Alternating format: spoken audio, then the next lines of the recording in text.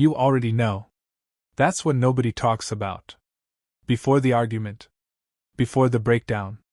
Before the moment everything fell apart, you already knew. Something in you had been whispering the truth for months, maybe years. But you kept silencing it.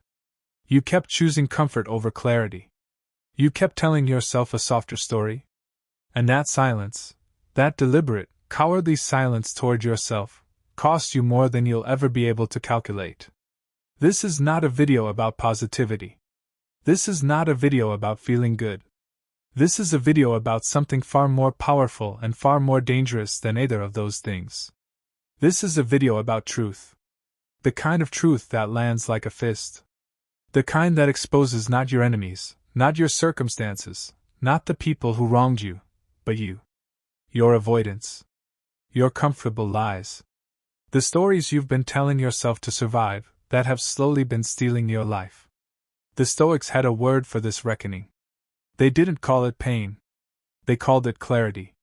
And they believed, Marcus Aurelius believed, Epictetus believed, Seneca believed, that a man who cannot face the truth about himself is a slave, regardless of his title, his income, or his reputation.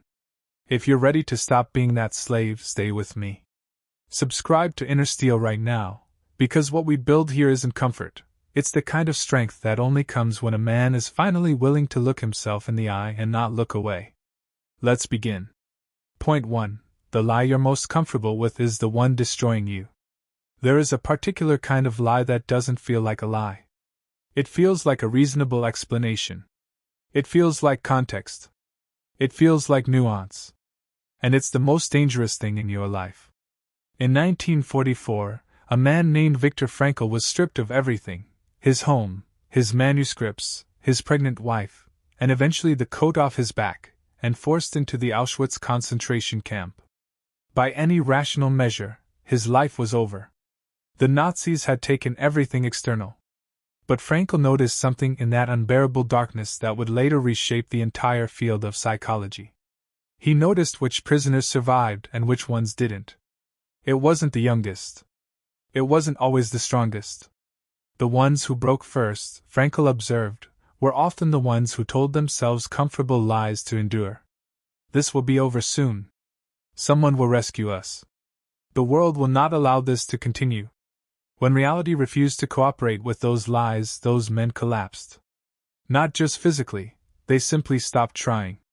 They had built their survival on a foundation of false hope, and when it crumbled, they had nothing. The men who endured, Frankl wrote, were the ones who faced the brutal truth: this may never end, and I must find meaning within it anyway. They did not comfort themselves. They steeled themselves. Frankl's insight became the foundation of logotherapy, one of the most significant contributions to modern psychiatry. But the deeper truth he uncovered has nothing to do with therapy. It has to do with honesty. The comfortable lie you are living right now, the relationship you know isn't working but call complicated, the career you know is suffocating you but call stable, the version of yourself you know is shrinking but call realistic, that lie is not keeping you safe. It is keeping you sedated. And sedated men do not build. Sedated men do not grow. Sedated men drift, slowly and quietly, into versions of themselves they never intended to become. The first truth is this: the lie you're most comfortable with is the one that needs to go first. Not the easy admissions. Not the surface confessions. The one you defend the hardest. The one that, when someone gets close to naming it, makes you angry. That one. That's where this begins. Point 2. Self-deception is not a flaw. It is a design feature you must override. Here's something that will unsettle you. You are not weak for lying to yourself. You were built to do it. The human mind is not designed primarily for truth. It is designed primarily for survival. And for most of human history, the fastest path to survival was not clarity, it was cohesion. Believing what your tribe believed. Telling yourself the story that kept you functional enough to keep moving. Psychologists call this cognitive dissonance reduction. When reality conflicts with the story we hold about ourselves, the mind doesn't automatically update the story. It protects it. It distorts incoming information to preserve the narrative. It is not a bug. It is, as the researchers say, a feature. But you are not living in a cave. You are not a hunter-gatherer whose survival depends on tribal conformity. You are a man in a modern world, where the greatest threats to your life are not predators but patterns. Patterns of thinking, patterns of behavior, patterns of self-deception that compound quietly over years until one day you look up and don't recognize the life you're living. There is a story from ancient Rome about the Stoic philosopher Cato the Younger, a man so committed to truth that he refused, on multiple occasions, to bend his words to please Julius Caesar, the most powerful man in the known world. Caesar offered him appointments, honors, alliances. Cato refused every one. Not out of stubbornness, but because Cato had made a decision early in his life that he would not allow comfort to corrupt his judgment. When Rome fell to Caesar's dictatorship and all other senators had capitulated, Cato stood alone. And when the end came and escape was impossible, he did not lie to himself about what was happening. He faced it with open eyes. The ancient historians, including Plutarch, wrote about Cato not as a tragic figure but as the purest embodiment of Stoic virtue, a man who had so thoroughly eliminated self-deception that even death could not find him unprepared. You do not need to be Cato. But you need to understand what he understood. The override is a choice. Every day, you can choose to interrogate the stories you're telling yourself. You can ask the uncomfortable question. You can sit with the answer that makes you want to look away. The mind is built for comfort. The Stoic chooses truth anyway. Point 3. The people you resent are holding a mirror. This one is going to sting. Pay attention. Think of the person who irritates you most deeply, not a stranger, but someone in your life. The colleague who gets credit for coasting. The friend who talks more than he delivers. The family member who makes excuses for every failure. The person whose behavior makes your jaw tighten just thinking about it. Now ask yourself something honest. Is what I hate in them something I have refused to see in myself? This is not a comfortable idea. Carl Jung called it the shadow, the parts of ourselves we exile from consciousness because they conflict with the identity we've constructed. But the shadow doesn't disappear. It gets projected. The laziness you buried becomes rage at lazy people. The dishonesty you rationalized becomes contempt for dishonest people. The ambition you abandoned becomes bitterness toward ambitious people. In 1818, a young English poet named John Keats was watching his younger brother Tom die slowly of tuberculosis. Keats was sitting with him every day, reading to him, caring for him, and slowly, quietly, being consumed by grief. In his letters from that period, Keats wrote something remarkable. He wrote that the experience was teaching him what he called negative capability, the capacity to remain in uncertainty, to resist the urge to force false resolution, to sit with ambiguity without grasping for comfortable answers. What Keats was learning in that sickroom was not poetry technique. He was learning how to stop projecting his own inner disorder onto the world around him. He was learning that the discomfort he felt when confronted with suffering was not about Tom. It was about his own fear of mortality. His own unexamined dread. That shift, from projection to ownership, is one of the most difficult moves a man can make. And it starts with a question as simple as it is devastating. What does my resentment say about me? Not about them. About you. The truth that lives inside your irritations and angers, your contempts and dismissals, that truth is some of the most valuable information you will ever have access to. It is a direct line to the parts of yourself you've been refusing to see. Inner steel is about building strength, and this is where that building actually begins. Not in the gym.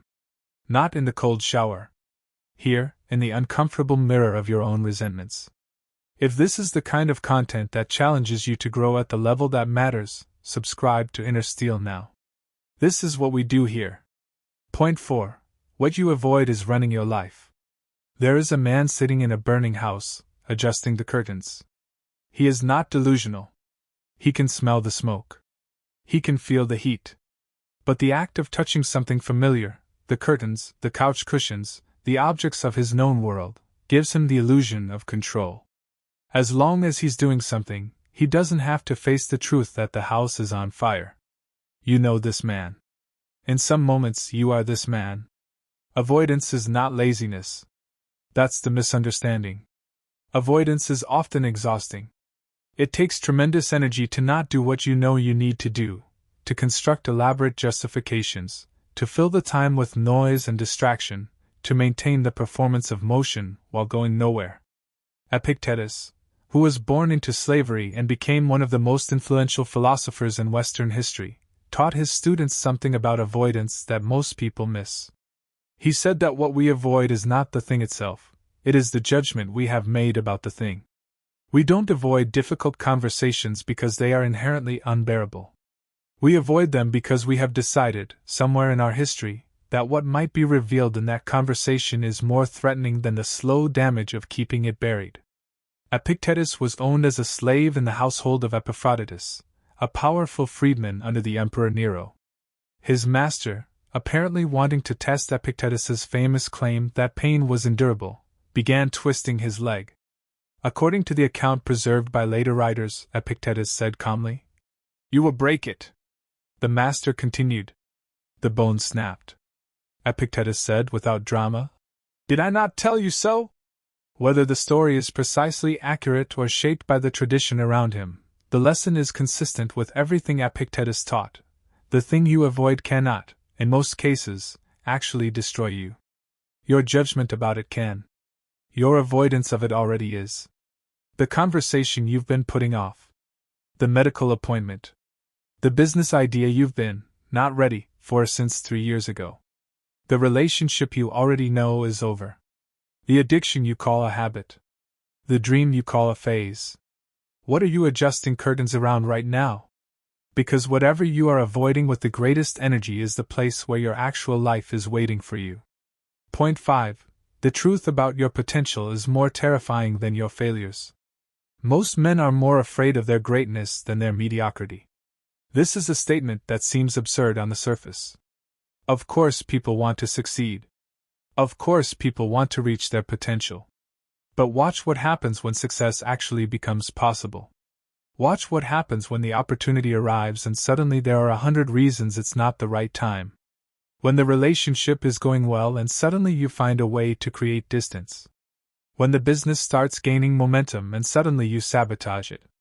When people begin to see your gifts and you minimize them, deflect them, laugh them off. This is not failure. This is the avoidance of a specific, terrible truth. If I try my hardest and fail, I will have no excuses left. The philosopher Søren Kierkegaard wrote in the mid-1800s about what he called the anxiety of freedom, the dread that comes not from being trapped, but from being free. Because freedom means responsibility. It means that the shape of your life becomes undeniably, uncomfortably yours. Kierkegaard himself was a man who lived this paradox in painful clarity. He had a relationship with a woman named Regine Olsen whom he loved deeply and chose, inexplicably even to his own understanding, to leave. He spent years trying to understand his own decision. What he eventually concluded, and what he wrote about obsessively, was that he had run from the life he most wanted because wanting it fully meant risking it fully. And that risk was more than he could hold at the time. He wrote his greatest works in the aftermath of that retreat. Works that changed philosophy. Works that shaped Heidegger, Sartre, and an entire tradition of existential thought. The pain of his avoidance became the fuel for his output. But here is the truth Kierkegaard embedded in all of it: you are more afraid of becoming who you actually could be than of staying who you are. Because who you are is known. It is familiar. It has a shape. Your potential is unbounded, and unbounded things are terrifying. The truth you need to hear is not, "You might fail."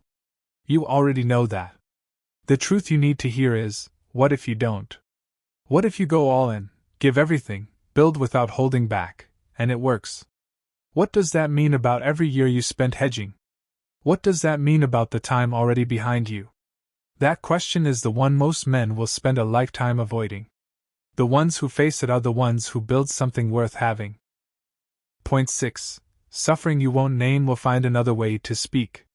Every wound that goes unnamed finds a different language. It speaks in anger when the situation called for patience. It speaks in isolation when you need connection.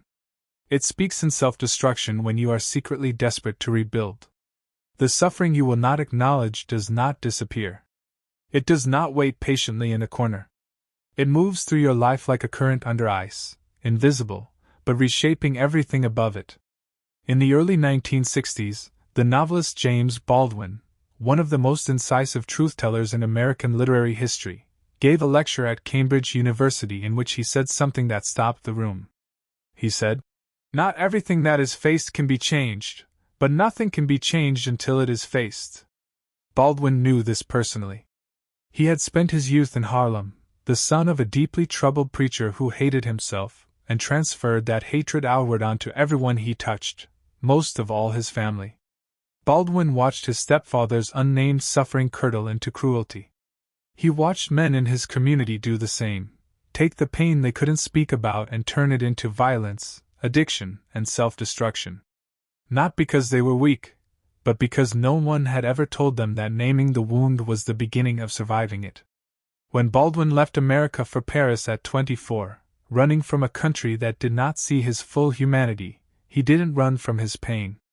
He sat with it in a cheap hotel room and wrote "Go Tell It on the Mountain," the most honest thing he'd ever produced.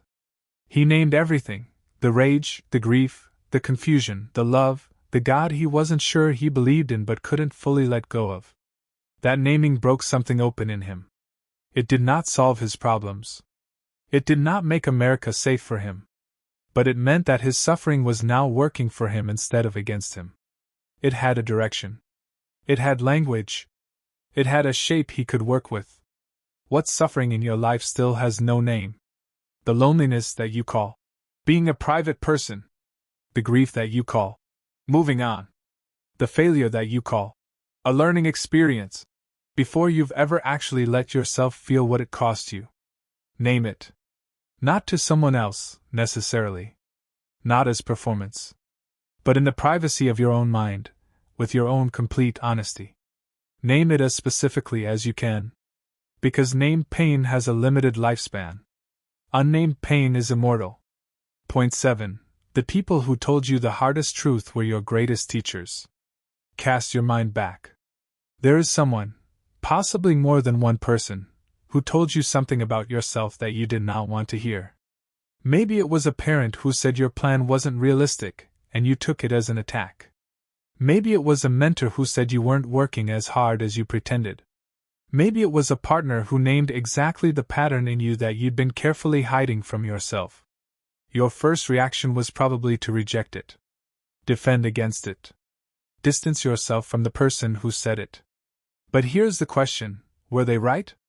In 1513, Niccolò Machiavelli sat down in disgrace, having been expelled from Florentine politics after the collapse of the republic he'd served, and began writing a small book addressed to Lorenzo de' Medici called The Prince. The book was many things, but at its core it was an act of radical honesty in a world that ran on flattery. Machiavelli wrote, "It is better to be feared than loved, if you cannot be both." Harsh. Unsettling.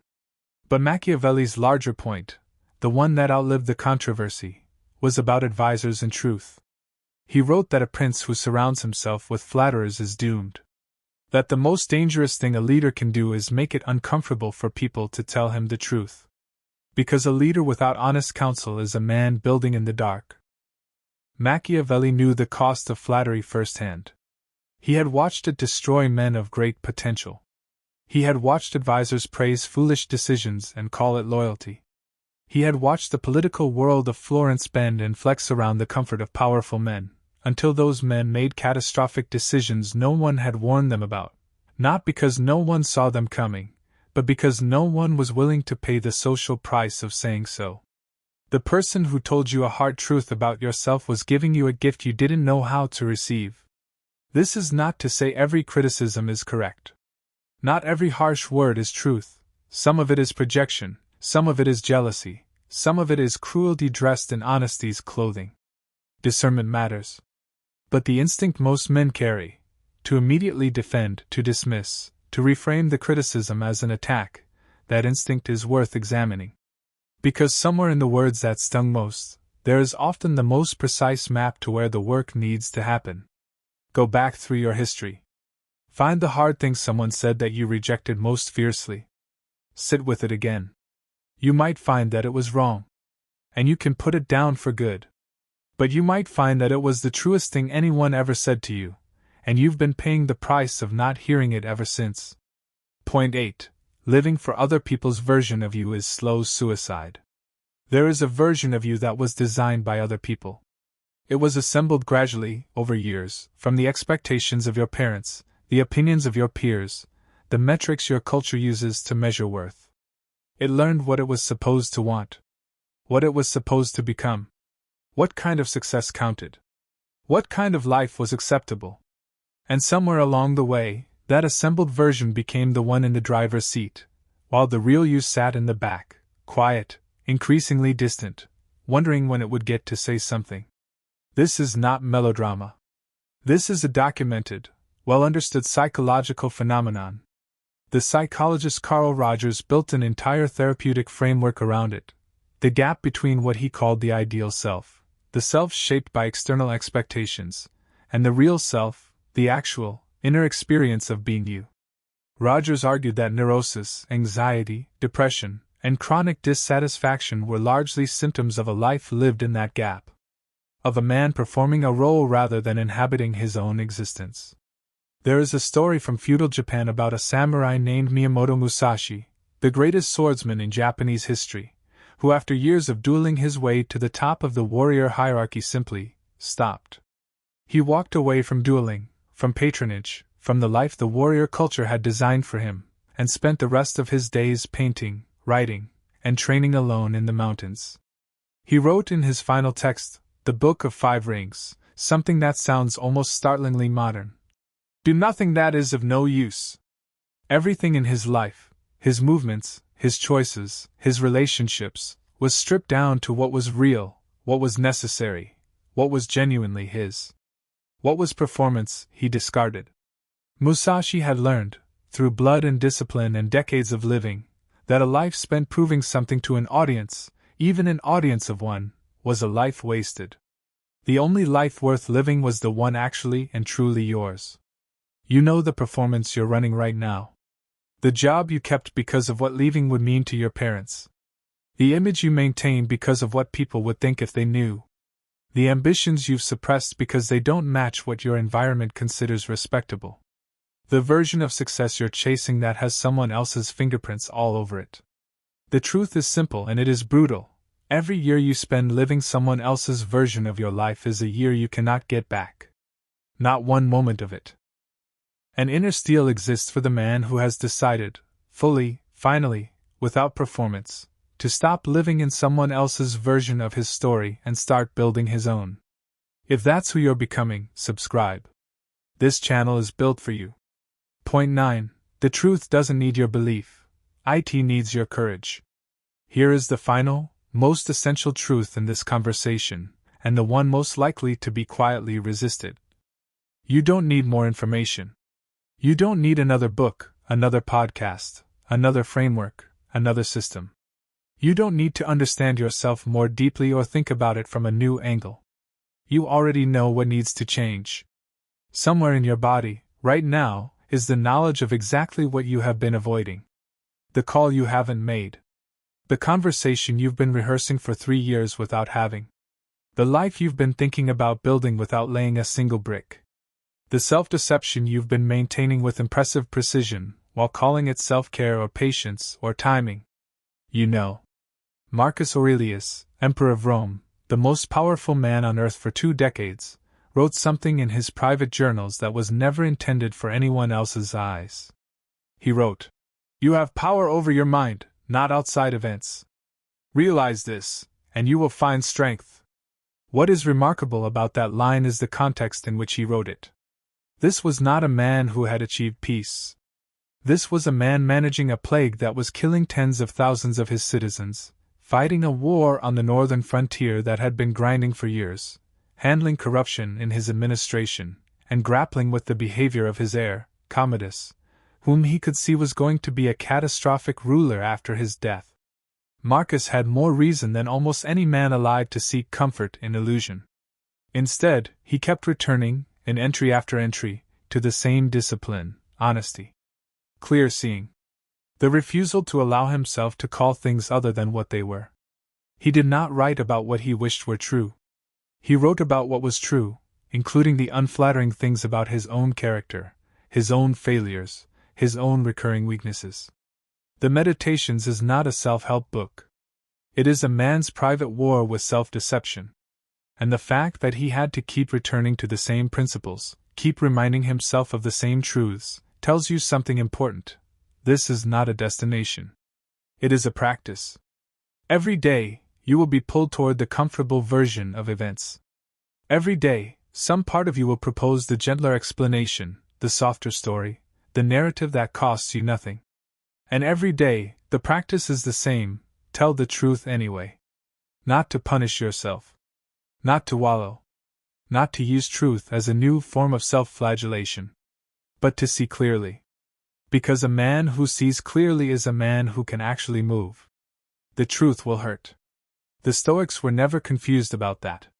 Seneca wrote to his friend Lucilius, "We suffer more in imagination than in reality." What he meant was not that pain doesn't hurt, it clearly does. What he meant was that the anticipation of truth, the avoidance of it, the elaborate architecture we build to keep it at bay, costs us more than the truth itself ever could. The conversation, when you finally have it, is survivable. The diagnosis, when you finally face it, can be dealt with. The failure, when you finally stop calling it something else, becomes the data you need to build differently. It is the not knowing, the choosing not to know, that is consuming you. There is a story about Seneca's own death that captures this completely. Nero, his former student turned dangerous emperor, had Seneca condemned and ordered him to take his own life. Seneca was old. He was tired. He had lived through exile, through the cruelty of emperors, through loss. And yet, by all accounts, when the moment came, he met it with clarity and without panic. He gathered his friends. He reminded them not to grieve. He said the things that were true. And then he died with the same philosophical composure he had lived with, not because death had become easy, but because a life spent practicing honesty had made even this final truth something he could face. You are not facing death today. But you are facing something that has been requiring your avoidance, your energy, your best years. Face it. The truth will hurt. Let it. On the other side of that hurt is not more suffering. On the other side is the clarity, the direction, the energy, and the freedom that only comes to the man who has stopped running. This is not inspiration. This is instruction. Stop adjusting the curtains. Walk out of the burning house. Look at what your life actually is, right now, without the softening, without the justification, without the story that lets you sleep without discomfort. And then, only then, can you begin to build something real. Closing. Marcus Aurelius. Viktor Frankl. James Baldwin. Epictetus. Miyamoto Musashi. Kierkegaard. Cato. What do these men share? Not their circumstances. Not their cultures. Not their centuries. What they share is a single, uncompromising commitment to see things as they were, not as they wished them to be. To name reality rather than soften it. To let the truth do what only truth can do, cut through the noise, cut through the performance, cut through the comfortable story, and reach the actual man underneath. That man, the actual you, not the performed version, is the only one who can build a life worth having. This channel exists for that man.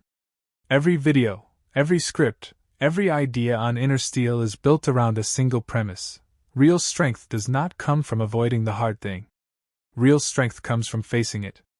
If you've made it to this point in this video, you're already more willing to face hard things than most. That is not nothing.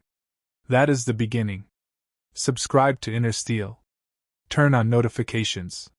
Share this with one person in your life who needs to hear it, not to lecture them, but because you recognize them in what was said here. The truth will hurt. Let it. Because the life waiting for you on the other side of that hurt is the one you were always meant to live. Inner Steel.